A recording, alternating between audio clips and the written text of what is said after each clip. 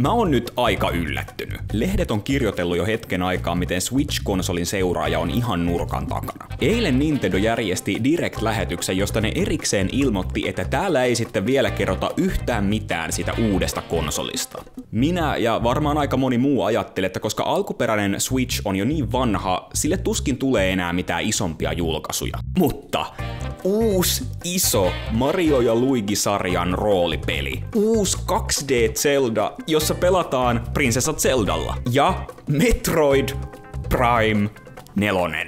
Plus sit kaikki tää muu sälä. Varsinkin nämä mainitut 3 Nintendon omaa tuotantoa on yllättävän rotevia julkaisuja Switchin vikalle vuodelle. Mä oletin, että tällaiset uudet kunnon pelit olisi jo tuotannossa vaan sille tulevalle konsolille. Mutta näyttää siltä, että 7-vuotiaassa Switchissä on vielä elämää jäljellä paljon enemmän kuin kuviteltiin.